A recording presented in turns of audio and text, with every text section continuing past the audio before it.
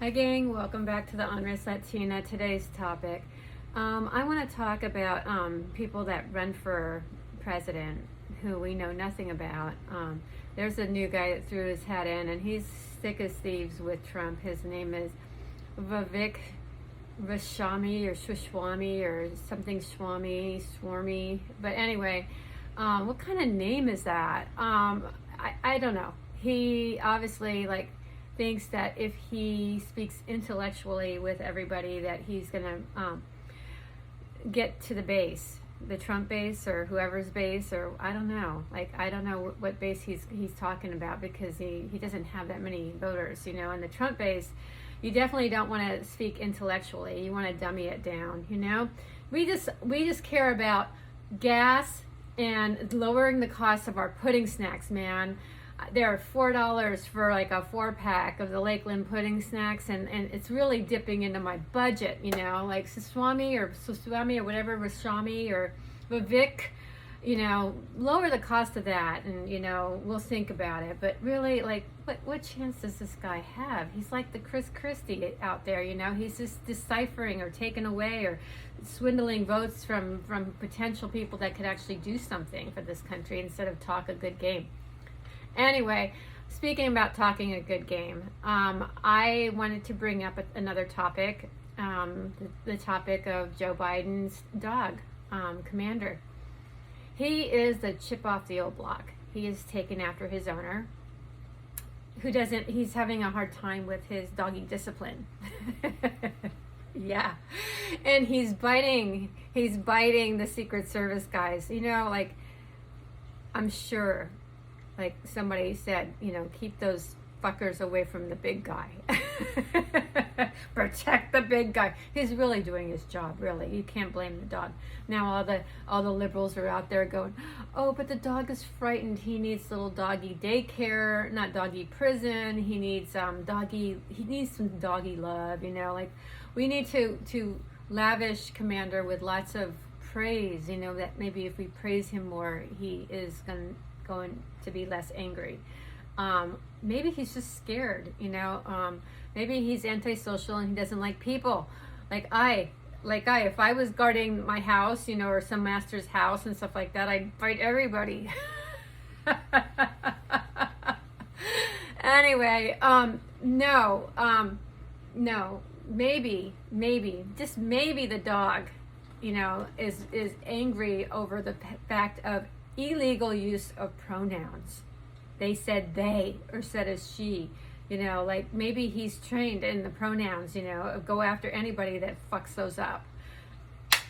Speaking about fucking up, it's very interesting how when the Republicans do something wrong, it's just right out there.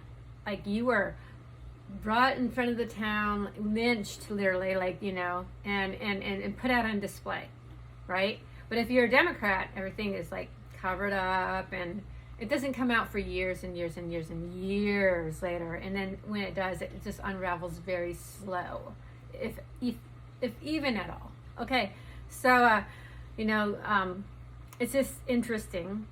I always think conspiracy. My mind is always thinking conspiracy. But the cook of Barack Obama died, and I'm thinking, automatically I am going there, he drowned it. Oh, how interesting. He took swim lessons, but he didn't know how to swim, and he was on a paddleboard. How do you drown on a paddleboard? Was he drugged and then he went for a paddleboard ride, or maybe somebody just pushed him out on the paddleboard ride after they drugged him? I don't know, but it just seems very suspicious. Did he have drugs in his system? I don't know. Why would they off the cook? He fucked up the arugula. He fucked it up. How do you fuck that up? Well, he cooked it instead of put it in the salad. Who knows? He might have done something stupid like that. You never know. But the Clintons had a cook, and his cook died the same way. So, oh, that's a coincidence, isn't it? That's kind of weird. But anyway, life is funny like that. I definitely am not going to apply for the cook job. No, I don't want anywhere near anybody. Just I don't, Obamas, forget about it. I don't want to be anybody's cook, because you know what? If I do something wrong, I don't want to be cooked, you know. But anyway, just thought that was so weird, but like very scary, but strange, you know, like just weird. I really feel for his family. I hope they had insurance, like Cook insurance. You should have major insurance if you work for anybody like the Obamas or anybody out there, because something could happen to you. Just saying. Hey, no, I'm just kidding. Nothing's gonna happen to you. Something could happen to me for saying something. Fuck you. That's how I'm gonna die. Both fingers in the air.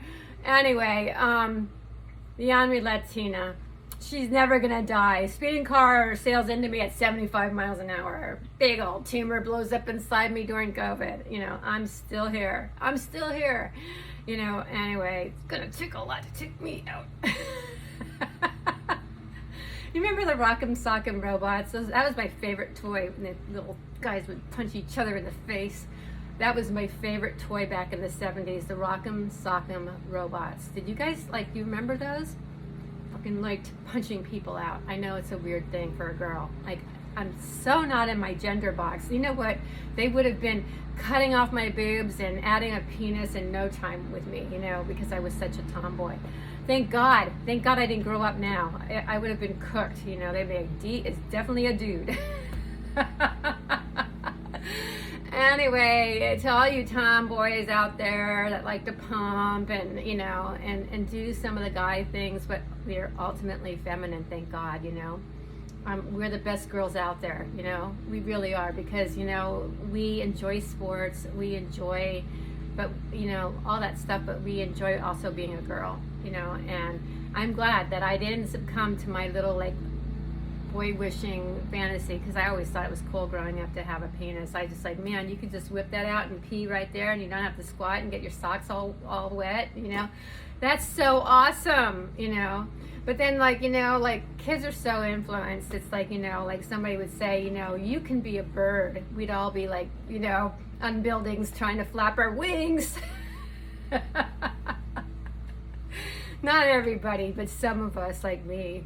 You know, thank God that, you know, I grew up back in the day when it was cool to grow up. Now, not so cool. It wouldn't be so cool. I don't think I would dig it very much. But I can make fun of it, and we can all make fun of it. And we have to, because, you know, this is why I do these videos, to put stuff out there, to make fun of things. You know, but I'm not making fun of pudding snacks. Pudding snacks are the best. And the reason I'm bringing that up is because of that commercial about pudding fingers. Because you know what?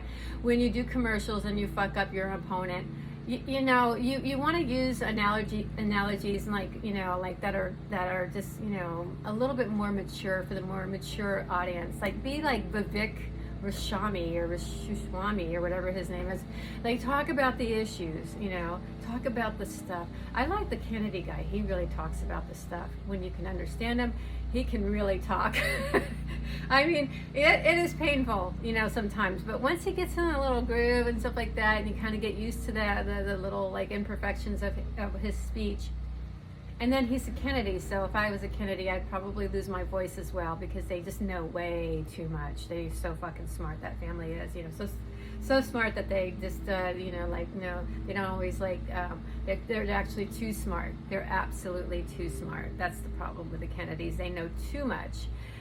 You know, like his father, he wants to do the right thing. It's like House of Cards. You can't fucking do the right thing, or they're going to take you out. They're going to take you out. Anyway, that's why I don't run for office, because I know, like, somebody's going to sit down and have to talk. You know, Dee, why don't you go for a swim, you know, at the, you know, right at the Martha's Vineyard. We'll give you your paddleboard too. No, thank you. No, thanks. Anyway, you guys have a great day. Talk to you later. Love y'all. Bye.